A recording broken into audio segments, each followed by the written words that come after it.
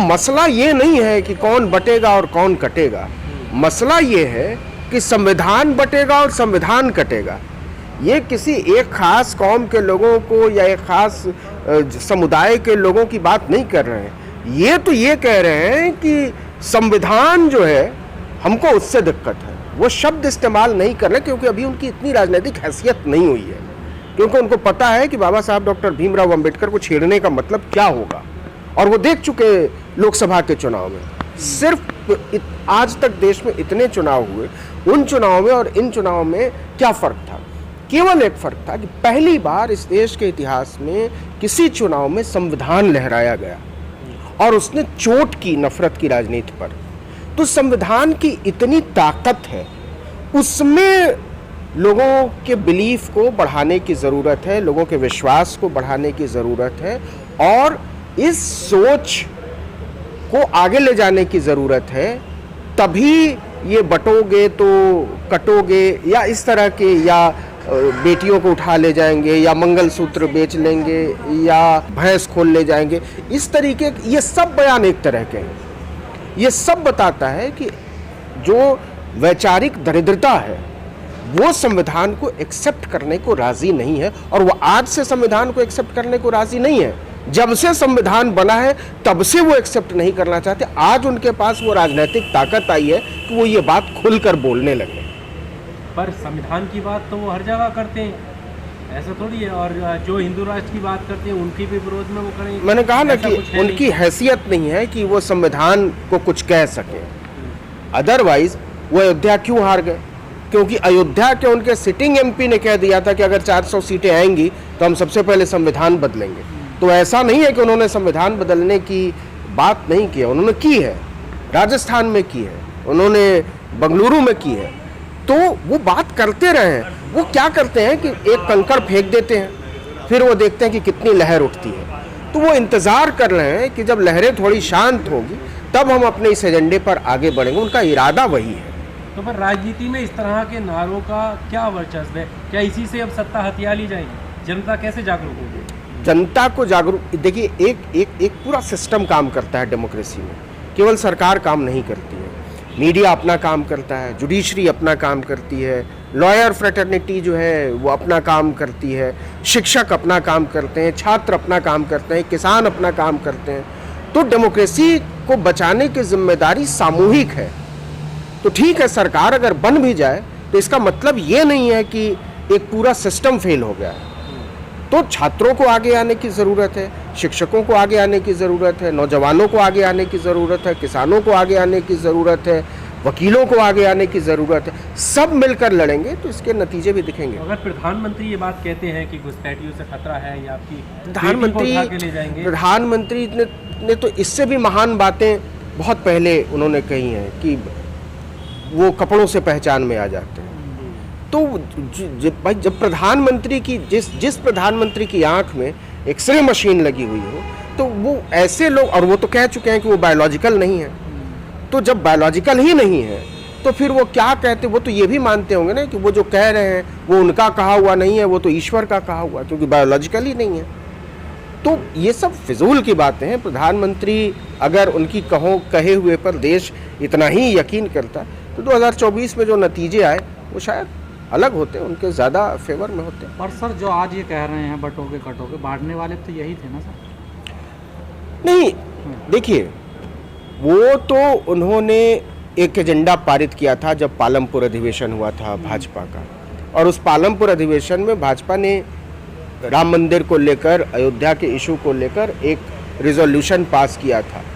तो वो जो आज तो भाजपा के लोग कह रहे हैं ना कि हमारी जो पूरी सोच है वो बहुत बदल चुकी है। जेपी नड्डा ने कहा कि हम आरएसएस अलग है, हम अलग हैं। तो वो दरअसल 2024 के नतीजों ने उनको बहुत कुछ सोचने, बोलने, ये हताशा दिखाती है। प्रधानमंत्री कॉन्फिडेंस लूज कर गए हैं, उनका आत्मविश्वास हिल गया है। वो आप देखिए कि जब वो बोलते हैं तो घंटों घंटों बोलते हैं, उनको लगता ही नहीं है कि वो छोटा बोलेंगे तो लोग उनको सुनेंगे। तो जब प्रधानमंत्री का कॉन्फिडेंस हिल जाए और वो ऊल जलूल शलूल कुछ भी बातें करने लगे तो फिर उसको बहुत तवज्जो देने की ज़रूरत नहीं है। देश के लोग डेमोक्रेसी बनाएंगे, डेमोक्रेसी किसी पद का नाम नहीं है, लोगों से डेमोक्रेसी बनती है। लोग कैसे सोचते हैं ये ज्यादा महत्वपूर्ण है, बजाय इसके कि एक व्यक्ति कैसे सोचता है। पर हिंदुओं में कौन बट रहा, किसकी तरफ इशारा है योगी जी? सवाल हिंदू मुसलमान का नहीं है, सवाल संविधान का है, क्योंकि ये सारी चीजें जो है वो संविधान से ही ठीक होंगी, उसमें फेथ बढ़ाना पड़ेगा। योगी जी क्या कहते हैं वो इतना इम्पोर्टेंट नहीं है, मोदी जी क्या कहते हैं वो इतना इम्पोर्टेंट नहीं है, हिमंता बिस्वा शर्मा क्या कहते हैं वो उतना इम्पोर्टेंट नहीं। इम्पोर्टेंट ये है कि संविधान क्या कह रहा है, और आईन से ही देश चलेगा, और वहीं से सबको अपने अपने रिलीजियस सेंटिमेंट को डिफाइन और डिराइव करना होगा, तब चीजें बदलेंगी। बीजेपी भी कह रही है ना संविधान रटा दिया जाएगा। आप उनसे पूछिए, आप उनकी बात कर रहे हैं जिन्होंने आरएसएस के हेडक्वार्टर पर कितने साल तक झंडा नहीं लहराया। हाँ, वो आज भी मानकर बैठे हैं कि पाकिस्तान, बांग्लादेश, अफगानिस्तान सब अखंड भारत का हिस्सा हो जाए। तो ऐसी सोच वालों के बारे में क्या बात करनी है जो दुनिया की डेमोक्रेसी और व्यवस्था कोई नहीं मानती। नहीं, ऐसा नहीं है, ये बयान पहली दफा आया है, ये सोच पहली दफा नहीं आई है। तो जो लड़ाई है वो किसी बयान से नहीं है, जो लड़ाई होनी चाहिए वो उस सोच से होनी चाहिए। बहुत लोग ये बात बोल नहीं रहे हैं, लेकिन वो सोच वैसे ही रहे। क्या आप हिमंता बिस्वा शर्मा ने जिस तरीके का स्टेटमेंट दिया झारखंड में, उसको आप उससे अलग करके देख सकते हैं? नहीं करके देख सकते हैं। क्या प्रधानमंत्री ने जो बात कही उसको आप उससे अलग करके देख सकते हैं? नहीं देख सकते हैं। तो एक जो नफरत का पूरा एक मतलब वेल मशीन्ड प्रोग्राम चलाया जा रहा है, जब तक कि उसको काउंटर करने के मैकेनिज्म पर बात नहीं होगी, तब तक हम लोग किसी लॉजिकल कंक्लूजन पर नहीं पहुंच सकते। ये आज की जो नशिश बनाई गई थी वो इसी ख्याल से कि इस वक्त हम इस वोट में करें तो क्या करें, और इसमें पहले तो हम ये समझे थे कि जब बाबरी मस्जिद शहीद हुई तो ये तूफान ख़त्म हो गया। अब ये अंदाज़ा हुआ कि वो एंड नहीं था, वो बिगिनिंग थी। वो इस तूफान की बिगिनिंग थी बाबरी मस्जिद। उस वक्त तो कुछ लोगों का ख्याल था कि भाई अब ये मामला निपट गया और अब इसके बाद कोई झगड़ा नहीं होगा। वो गलतफहमी थी। It was the beginning not the end. अब वो जो आपने वक्त की बात की है, हर पैमाने पर कोशिश कर रहे हैं हम लोग सारे लोग, लेकिन अब जब मिजाज ये बन गया है कि जो मियाँ को ठीक करेगा वही हुकूमत करेगा और इलेक्शन इसी बात पे जीता जाता है, तो ऐसी शक्ल में ये ज़रूरी है कि वो लोग जो मुख्तलिफ जगहों पे काम कर रहे हैं उनको बुलाया था और ये सोचा था कि हम सब लोग, ये जो तूफान आने वाला है, शायद कल परसों एक और तूफान आएगा अलीगढ़ का, मुझे मालूम नहीं है कल आएगा, वो भी आ सकता है। तो इस सब के लिए आप कैसे लोग हैं, हमें ये भी खौफ है। हमने आपके आने से पहले कहा था कि हम मुसलमान तो परेशान हैं, लेकिन सेकुलर हिंदू हमसे ज़्यादा परेशान हैं, और हम लोग इसलिए खड़े हुए कि हम आपके पीछे खड़े हों। हमें ये भी खतरा है कि हो सकता है आपको भी मुसलमान बता दिया जाए, देशद्रोही तो आप हो ही चुके हैं।